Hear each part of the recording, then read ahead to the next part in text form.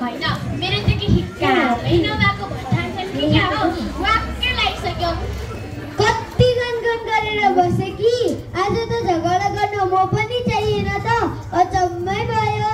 नगराउनु है धेरै पहिले बिहे गर्ने बेलामा त रानी बनाएर राख्छु भन्दै हुनुहुन्थ्यो त अहिले यहाँ नोकरानी हुनु परेछ ए ल भयो दिनभरि अफिसबाट थाकेर आएर फेरि तिम्रो गनगन सुन्नु छैन मलाई घरै आउन मन लाग्दैन मलाई त नआउनु न त कसले कल गरेछ र छोरा दिँदै बाबालाई बोलाउँछ बाबा मैले कति राम्रो म्यामले भन्नुभएको मेरो काम एकदम राम्रो भएको छ अरे ए ल भयो नकर अब गएर आफूलाई कति टेन्सन भइरहेको छ छोरा गाउँदैन मम्मीतिर जान्छ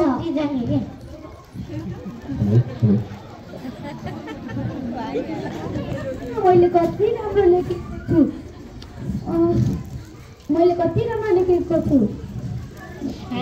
कति कटर गरे मेरो काम छ धेरै पछि हेरौला गएर सुन छोरा दुखी भएर बाहिर जान्छ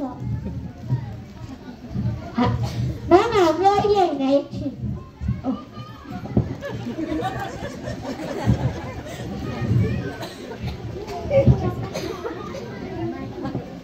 यो लुगा सुगा पनि फालिदिन्छु म त कति मैले मात्र गर्नु ओहो सबै फालिदेऊ सित्तैमा आएको छ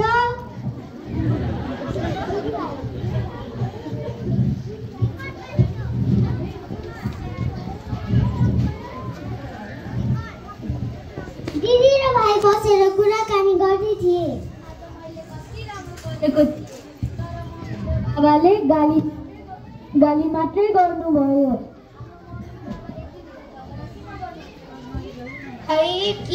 किन मलाई पनि साह्रै नरमाइलो लाग्छ घरै आउन मन लाग्दैन मेरो साथीको मम बाबाले उसलाई कति माया गर्नुहुन्छ घुमाउन लानुहुन्छ हाम्रो मम्मी बाबालाई चाहिँ झगडा मात्र गर्न मन लाग्छ त्यतिकैमा कसैले बोलाएको आवाज सुनिन्छ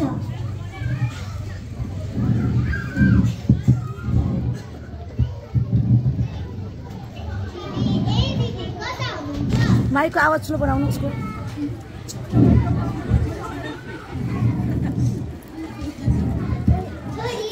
छोरी दौडेर धोका खोल्न जान्छन्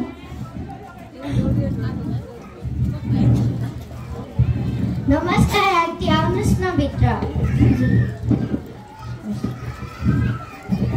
मलाई अलिकति चिनी चाहिएको थियो लौ सानो बाबु त रहेको पो देख्छु त के भयो बाबु हेर्नु न आन्टी हाम्रो मम्मी बाबा झगडा मात्रै गर्नुहुन्छ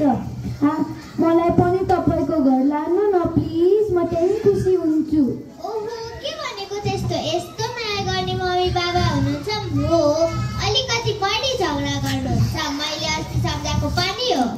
आन्टी हाम्रो बाबा झगडा नगर्ने उपाय छैन प्लिज कुनै औषधि भए पनि ल्याएर दिनुहोस् न पख है त तिमीहरूको अङ्कलले केही उपाय लाउनुहुन्छ कि म गएर आइहाल्छु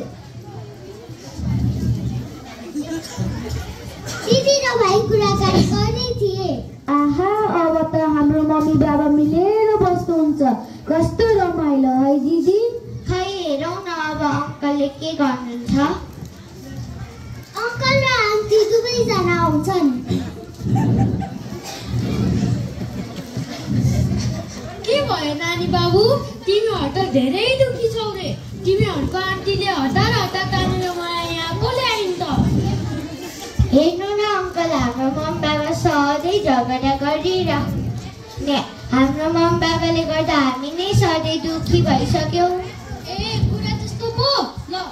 चिन्ता नगर यो औषधि जब तिमीहरूको मम्मी बाबा झगडा गर्नुहुन्छ त्यही बेला खान देऊ साथी अङ्कल रुटिन अनुसार त भोलि बेलुका पनि मम्मी बाबा झगडा गर्नुहुन्छ म त्यही बेलै खान भन्छु लौ त्यस्तै गर है हामी चाहिँ घर जान्छ तिमीहरू पनि सुत भोलि फेरि स्कुल जानुपर्छ हस् uncle by by good night by by good night भोलिपल्ट फेरि दुईजना झगडा गर्दै कम्बर कसरी आज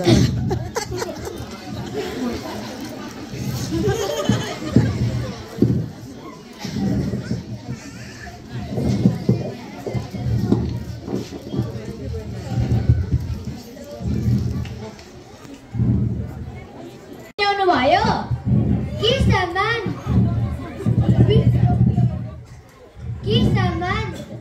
बिर्से मैले भोलि ल्याइदिउँला कति कराको जहिले पनि बिर्सिने के सम्झिनुहुन्छ तपाईँ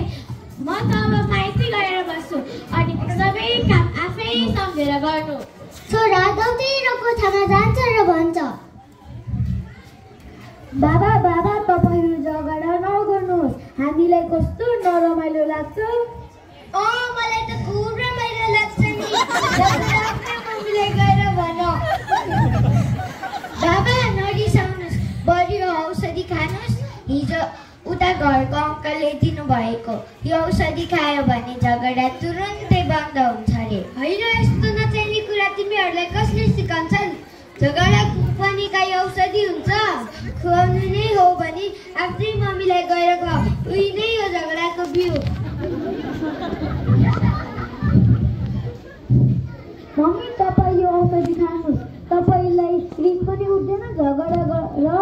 गर्न मन पनि लाग्दैन अरे हेलो अरे के नाटक हो यो ल खाइदेऊ तिमीहरूको लागि खाइदिन्छु मम्मी तर 5 मिनेटको लागि मुखमा राख्नुहोस् है छोरा बाबा भएको ठाउँमा जान्छ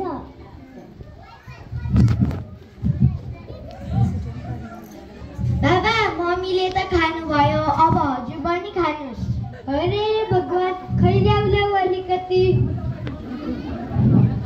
त्यसपछि मम्मी र बाबा दुवैले 5 मिनेट त्यो औषधि मुखमा राखिरहे अनि दुवैजनाको रिस पनि कम हुँदै गयो अनि एकअर्कालाई हेर्दै भने होइन यो औषधि राम्रो हो कि क्या हो मेरो रिस त ठ्याक्कै कम भयो हो भने मलाई पनि अलि हलुका भए जस्तो लाग्यो छोरा छोरी कोठामा जान्छ र भन्छ कस्तो लाग्यो त मम बाबा हामीले भनेको हो कि होइन अब झगडा गर्न मन लाग्यो कि यो औषधि खाइहाल्नुहोस् है मम्मी बाबा तपाईहरु झगडा नगर्नुहोस् हामीलाई साह्रै नरमाइलो लाग्छ अबदेखि हजुरहरु झगडा नगर्नुहोस् है हामीलाई माफ गरिदेऊ नानी बाबु हामीले त त्यो कुरा यादै नगरिरहेको अब हामी कहिले पनि झगडा गर्दैनौँ र तिमीहरूसँग मिलेर बस्छौँ अब हामी मिलेर बस्छौँ अनि कहिले काहीँ झगडा गर्नलाई हाल्यो भने छोरा छोरीहरू औषधि लिएर आइहाल्छ होइन त हो त नि बाबा मेरा प्यारा छोरा छोरीहरू